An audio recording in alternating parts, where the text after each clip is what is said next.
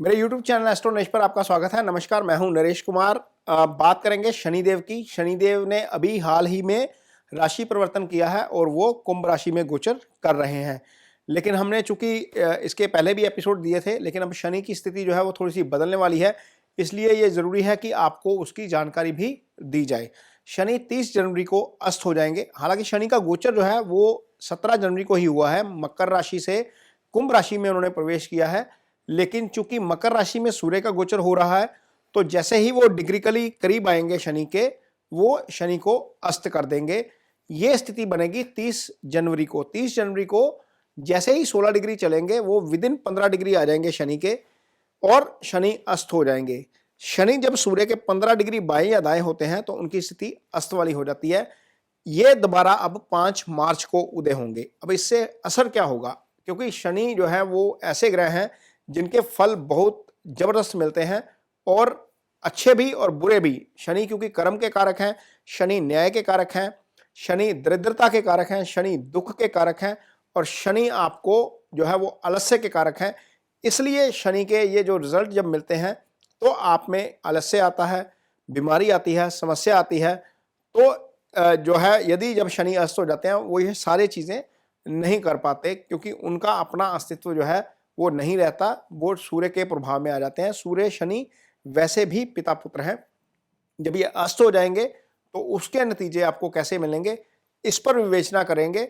और सबसे पहले बात करेंगे मेष राशि के जातकों के लिए। आज हम मेष राशि के जातकों की ही बात करेंगे। मेष राशि के जातकों के लिए ये जो गोचर है ये किस तरह का रहेगा, ये जो अस्त होना कैसा रहेगा, ये बताते हैं।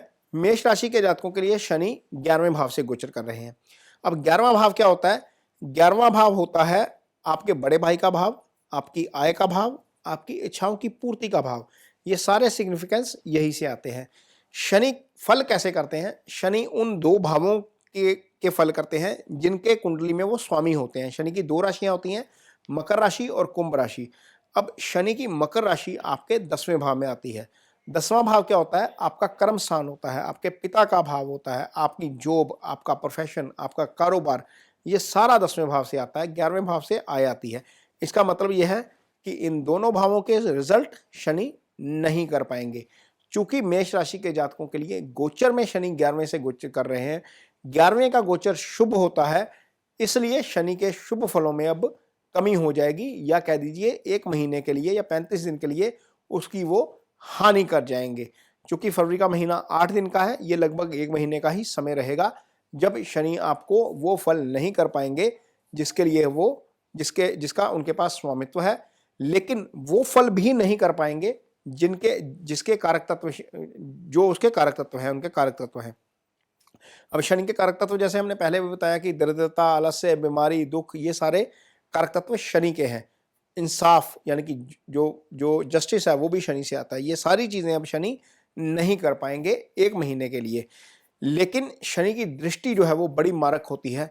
जब 11वें भाव से गोचर करते हैं तो शनि आपके लगन को देखते हैं, और लगन को जब देखते हैं तो वो आप में आलस्य भी लेकर आते हैं। हालांकि 11वें का गोचर शुभ होता है, लेकिन जहां जहां पर दृष्टि पड़ेगी वहां वहां पर उसका रिजल्ट आपको जरूर देखने का मिलेगा। जब शनि की दृष्टि लगन के ऊपर आती है, तीसरी दृष्टि, तो वो आपको आलस्य से वो भरपूर कर देते हैं। आपका मन नहीं करता काम करने को, आप थोड़े से जिद्दी हो जाते हैं, थोड़े से चिड़चिड़े हो जाते हैं। आप किसी भी सिचुएशन को एक्सेप्ट करने का हौसला नहीं रखते। तो ये सारी चीजें 30 जनवरी के बाद आप नहीं करेंगे, यानी कि आप में आलस्य की कमी हो सकती है, आप फुर्ती से काम करेंगे। हो सकता है कि आपको कोई शारीरिक प्रॉब्लम ना हो सकता है कि आपका स्वभाव चिड़चिड़ा ना हो, आप थोड़े से खुशनुमा हो जाएं। ये चीजें आपके साथ, मेष राशि के जातकों के साथ हो सकती हैं। ये शनि के अस्त होने का प्रभाव मेष राशि के जातकों पर पहला रहेगा, क्योंकि तीसरी दृष्टि लगन को देखेगी। अब 7वीं दृष्टि देखती है पंचम भाव को। पंचम भाव क्या होता है? पंचम भाव आपके लिए आपका हायर स्टडी का भाव है, आपका स्टेट ऑफ माइंड पंचम भाव से आता है, आपका रिलेशनशिप यानी कि यदि आप सिंगल्स हैं तो निश्चल प्रेम का भाव पंचम भाव है।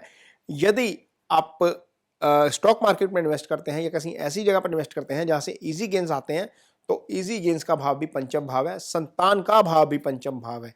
ये पांचों भावों के फल जो हैं, जहां पर शनि ने खराब करने थे, यानी कि जो लोग संतान की प्रतीक्षा कर रहे हैं, जिन लोगों ने कुछ निवेश किया हुआ है, रिटर्न की प्रतीक्षा कर रहे हैं, जिन लोगों के एग्जाम्स हैं, उनको लग रहा था कि कहीं डिस्टर्बेंस ना हो जाए, ये चीज़ें सारी अब शनि प्रभावित नहीं कर पाएंगे 5 मार्च से पहले पहले। तो ये इन भावों के सिग्निफिकेंस आपके लिए बेहतर रहेंगे, खराब नहीं होंगे। शनि की अगली दृष्टि जाती है 10वीं वाली, जो जाएगी आपकी कुंडली में अष्टम भाव के ऊपर। अष्टम भाव क्या है? अष्टम भाव आपके सडन लॉस का भाव है, सडन प्रॉफिट का भाव है, आपके ससुराल का धन यहीं से आता है, आपका रिसर्च यहीं से आती है, आपकी सीक्रेसी यहीं से आती है, आपकी लंबी बीमारी यहीं से आती है। यदि शनि इस भाव को देखते हैं तो ये सारे सिग्निफिकेंस जो हैं वो एक्टिव कर देते हैं। लेकिन अब चूंकि शनि की अपनी अवस्था अस्त वाली हो गई है, तो वो इन चीज़ों को डिस्टर्ब नहीं कर पाएंगे। यानी कि आपकी सीक्रेसी को लेकर आपको कोई दिक्कत नहीं आएगी, आपके छुपे धन को लेकर कोई दिक्कत नहीं आएगी, आपके ससुराल वाले जो है रिलेशनशिप उनको लेकर कोई दिक्कत नहीं आएगी। ये चीज़ें जो है शनि के अस्त होने से मेष राशि के जातकों को देखने को मिलेंगी। अगला 1 महीना 30 जनवरी के बाद ये ऐसा आप सबके साथ हो सकता है, आप इसको विटनेस करेंगे। अदरवाइज जब शनि दोबारा मार्च 5 को उदय होंगे, दोबारा शनि के वही सिग्निफिकेंस शुरू हो जाएंगे। लेकिन ये मिक्स सा रिएक्शन रहेगा मेष राशि के जातकों के लिए शनि के अस्त होने का। तो ये कार्यक्रम आपको कैसा लगा, इस पर अपनी राय मुझे कमेंट बॉक्स में ज़रूर दीजिए। यदि आपको ये कार्यक्रम अच्छा लगता है तो इसे शेयर ज़रूर करिए, इस पर कमेंट करिए, इसको लाइक करिए और अपने दोस्तों के साथ इसको ज़रूर शेयर करिए। मुझे आपकी राय का इंतज़ार रहेगा। इसके साथ ही दीजिए इजाज़त। नमस्कार।